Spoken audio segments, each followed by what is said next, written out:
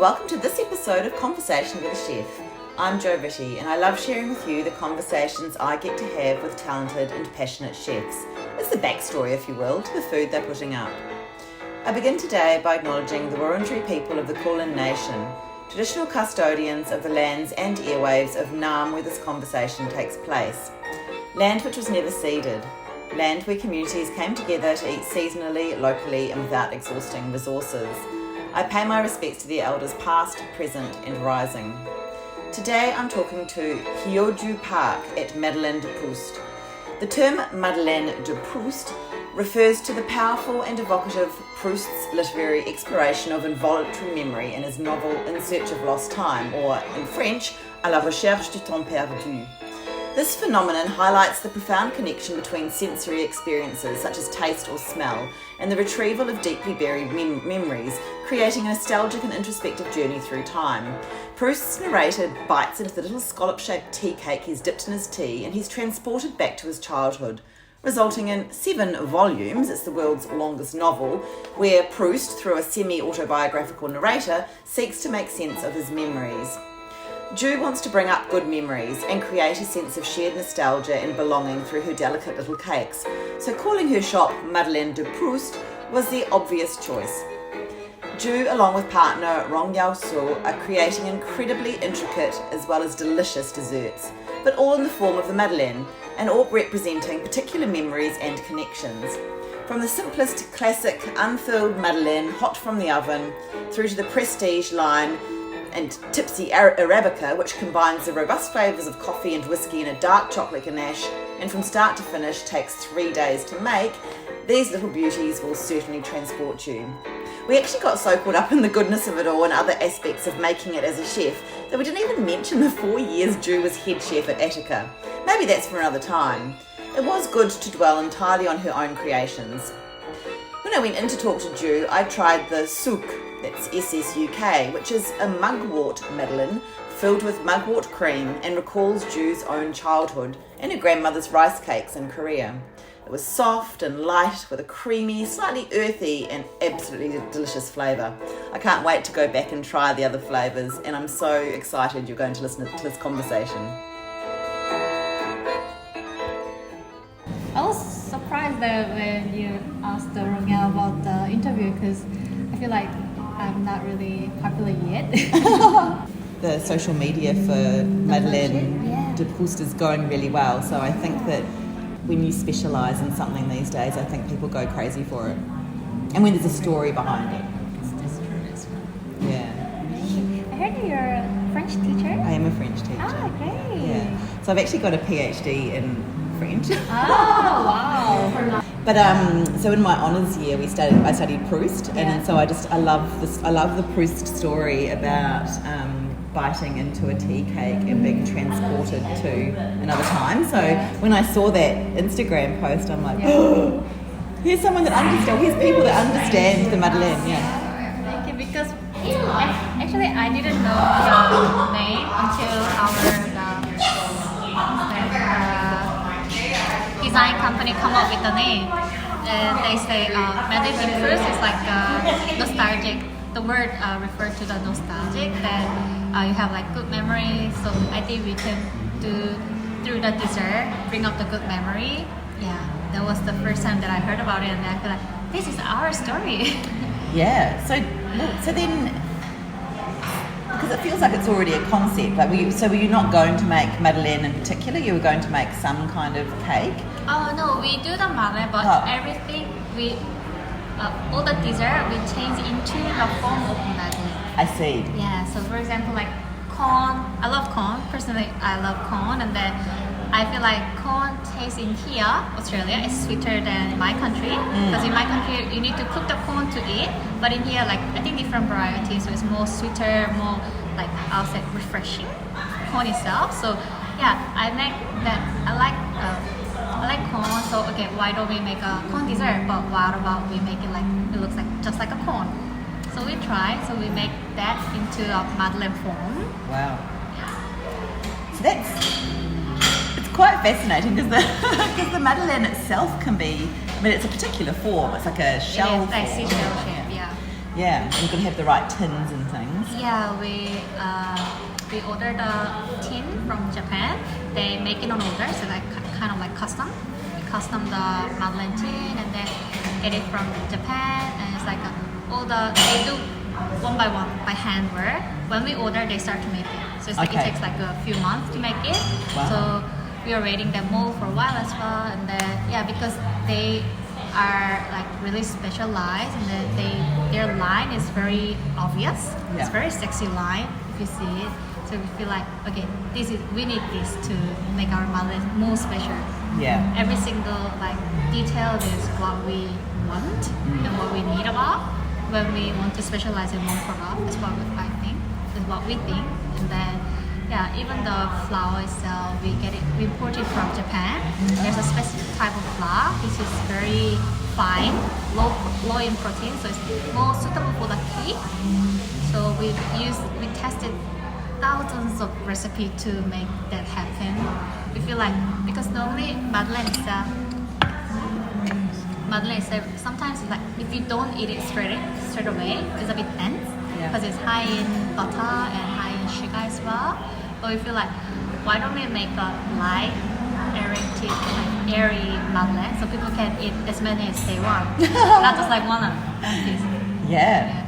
They're a big thing in France. So it's interesting to hear you're getting the mold and the flour from Japan. Yeah. Because obviously it originated in France, and school kids eat them after school, and you can actually buy them like a big bag from the supermarket. Yeah. And they're somehow just as good from the supermarket. But I just think in France, it's good actually. Yeah, well, maybe I've got fond memories because I love everything about France. Maybe they're not that good. They're certainly not the same as yours. Yours are very light and airy. Yeah, it's very light. Yeah. I have one of like very close French friends who I met in here, and then we used to work at Attica together, and then she always talk about that when she finished school, when she get home, her mom made either crepe or Madeleine. Yeah. So just from the oven, the Madeleine is like the best.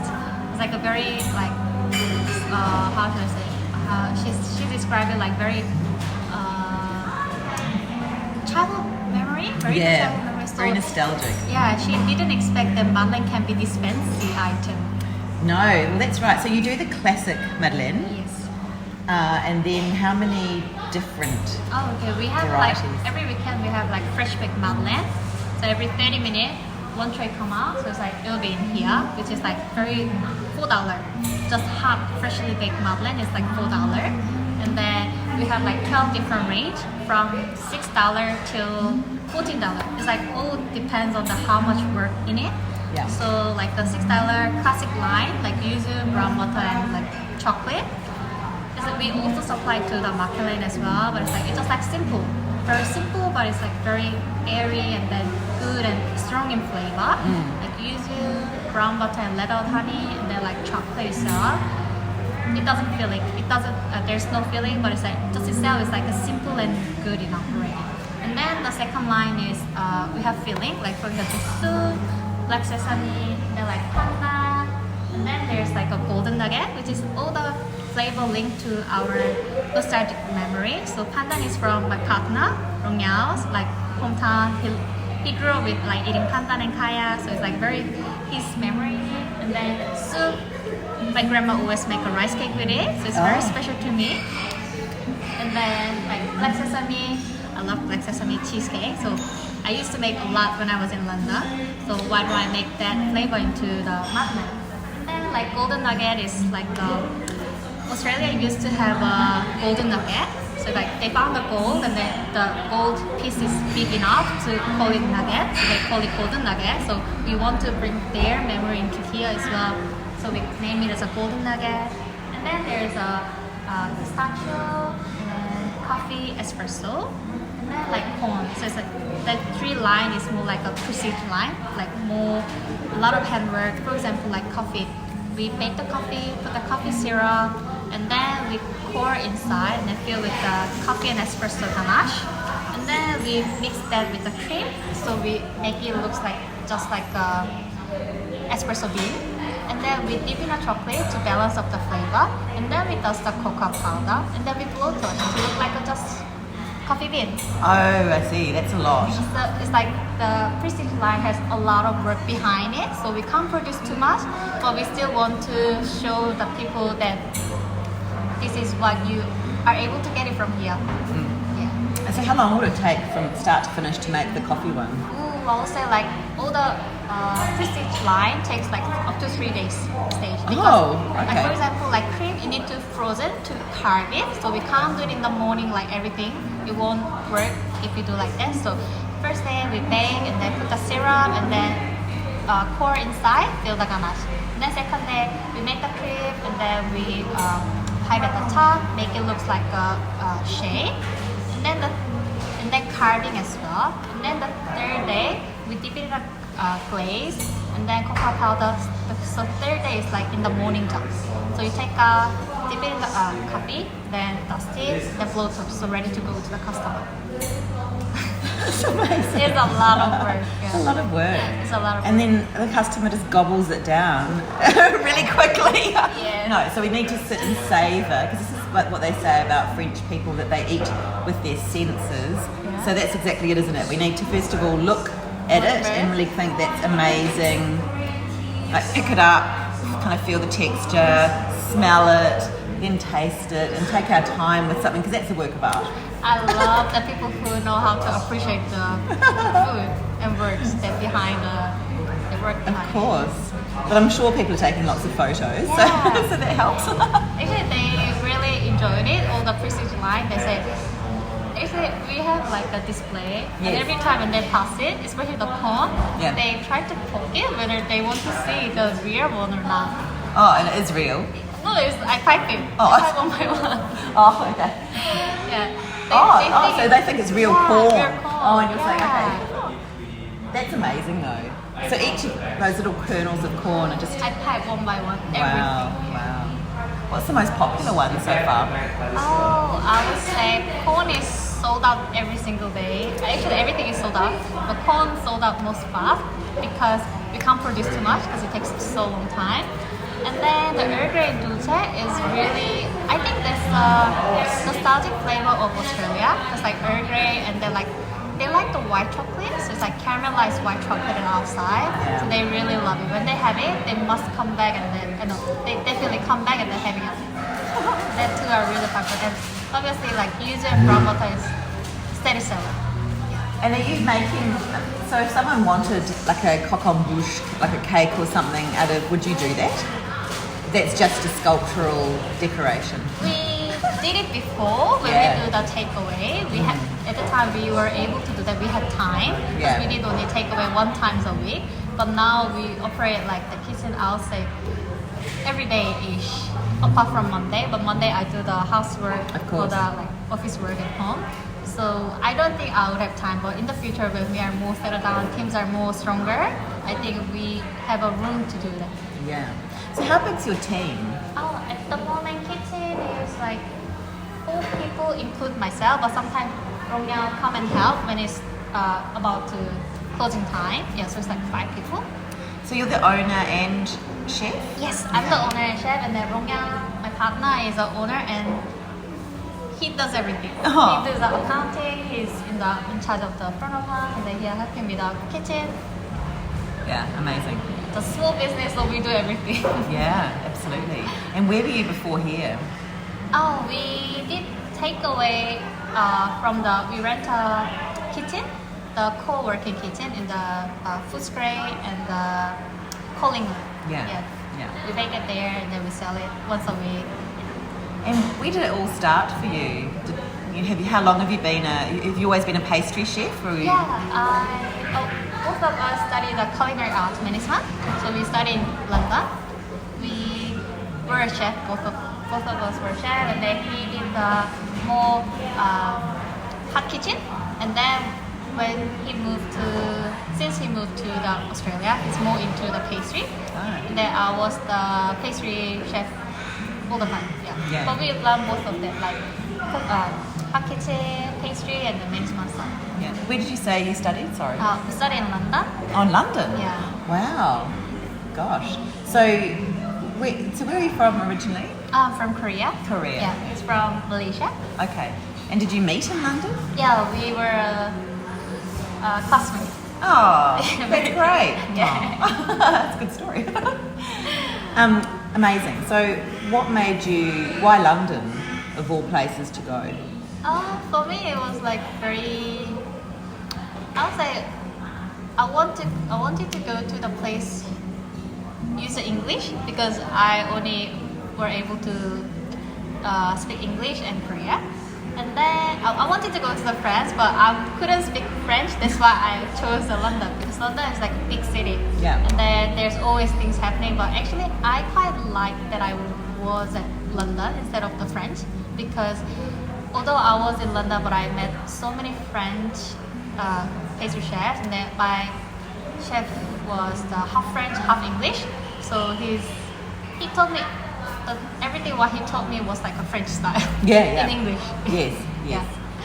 And so then did you work in London as well? Yeah, I studied and then worked as well. I did an internship and then the internship went really well and then I keep working until I graduate and then after I graduate. At the time we didn't really have like after student visa, so I had to come back. Okay. Yeah. And then why Australia? So I was thinking we were looking for the third country who we can speak English, and then who we can stay together, and then where has good in gastronomy industry. And then Melbourne was the place that we thought about it. So I came first, and then he came 1 year later. Oh, amazing! Gosh. And what do you like? What is it about pastry or about desserts that you like? I really like, personally, one of the best things that I feel as a pastry chef is I love eating sweet. I'm a big sweet tooth, and then whenever I work, I have a like reward, which is yummy dessert, which was my biggest motivation in my life. And then now the amount that I eat cake is less than before because I feel like if I want to work more, I need to be more fit. Now I'm more into like chef's life, and then I'm happy that when people say, "Oh, I love your dessert," and then it makes me happy. I feel like that's my key motivation these days. Because whenever people come, they say, "Oh, I tried this, and then it is amazing, and I love this," and that makes like all the hard work pays it when I see that smile, and then I like that I can make other people happy. Yeah. That's great. And so you mentioned, being fit, and I think that's a really big thing for chefs. You're on your feet all day. What time do you start here? Because it's a daytime business, but you probably start and finish before and after your opening hours, do you? Yeah, the kitchen start normally like 8:30ish, and then finish is depending on when our work finish. Because staff work only 8-hour shift. Yes. But as an owner, because everything what we do is we try to do the legally. We don't want any other illegal thing, and then we want like welfare of the staff. So we let them work 8 hours, obviously break in it, and then they go home. And then we did rest of them. So like yesterday we finished like 9 o'clock. Wow. At least you're together, that's something. So you're not missing out on each other. But what do you do for that well-being aspect for yourself, Well, so at the moment, I suppose it's a new business, so. yeah, it's a bit hard to look after myself at the moment. I'm busy with look after this business to let it run and then pay the staff well. Yeah. That is my key thing at the moment because I never done it before. I really want to make it well, and then we want to do the good things and then do it well. So our focus at the moment is how can we pay the staff well? How can we make a good environment for them to work better? We invest on the equipment if they want it, and then we try to make it a happy place to work. Like for example, yesterday was one of our staff birthday, so we ordered sandwiches from the new open shop. They're having together all together. They have the cake together, and then do the sing a song, something like that. Kind of like making a good environment to people feel like not just people make other people happy. I want they feel happy as well. That makes us sustainable. That's what I feel. Yeah. Great. And so you've had some amazing experiences. It's quite cinematic. It's a bit like a film, I feel like. You know, you've moved from Korea to London, met your partner, you've come to Australia, you're making these beautiful cakes and making everyone happy. What would your advice be to a young person who wants to be a chef?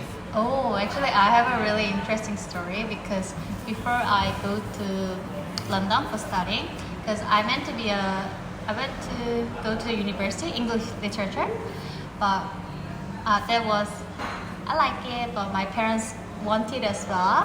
And then previously I wanted to go to the culinary school, but my parents are Asian, so they have a bit more. They prefer that I have a more stable job than chef because they know how hard it would be. It's like if you work in Asia, if you work with your body, we call it like blue collar job, which is harder, but they prefer me to have like white collar job. But I kind of agree with it at the time that I know if I become a chef, it won't be easy. So I was like, just study. Okay, I follow your opinion, and then I studied. And then my first part-time job was after I finished the Korean SAT. And it was in the kitchen, and I fall in love with it. I feel like, oh my god. Whenever I was in the kitchen, I feel alive, and then I love the tension. And then like, okay, I think this is what I need to do for my life. Otherwise, I'll be regret. Because I listen to my parents well, but I'm a bit stubborn kid as well. If I think it's correct, so I say I want to be a chef. And then obviously they say no. And then I say okay. I want to prove that this is not just one time my excitement. I want to prove it. I'll do it 1 year. Then if I prove it, I want send me to the abroad. I'm gonna study. And then I did 1 year, and then they allowed me to go to the abroad.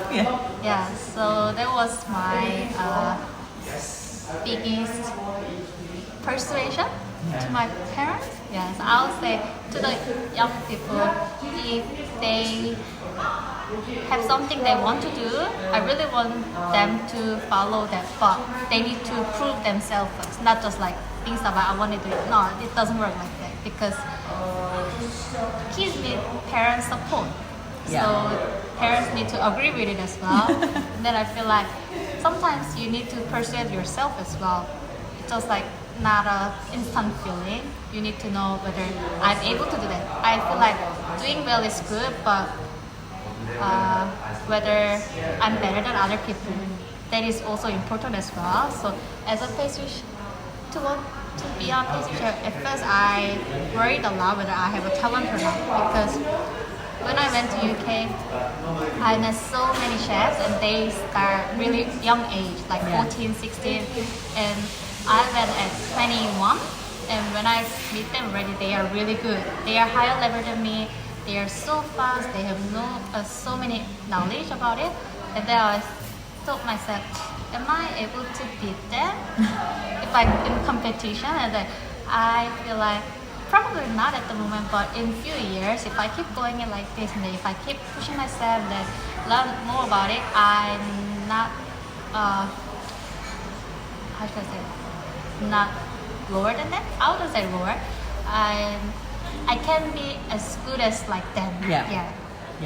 So I keep doing, and then I feel like the more you do, the more you can go higher. Yes. That's what I'm feeling these days. Yeah. So you've got to really want it. You've got to prove to yourself and to your parents or whoever, and then you have to believe in yourself that you can achieve it. Yeah, I agree. Great answer. Thank you, Ju. It's so lovely to meet you. Thank you this is so beautiful. much. I hope it continues to go as well as it's been going these last 4 weeks. Thanks so much for listening to this episode of Conversation with a Chef with Hiyoju Park at Madeleine de Proust. If you liked what you heard, you can check out all the goodness and those beautiful cakes on Instagram at Madeleine_de Proust. That's MADELEINE_DEPROUST. And if you'd like to hear more stories from other chefs, I'm on Instagram at Conversation with a Chef. You can read the chat and become a subscriber at www.conversationwithachef.com. I'd love it if you told my friends if you like, but they've already heard all about it. But you can tell your friends about my chats. And of course, you can follow me on Apple and Spotify podcasts. Once again, thanks so much for listening. Have a great day and bon appetit.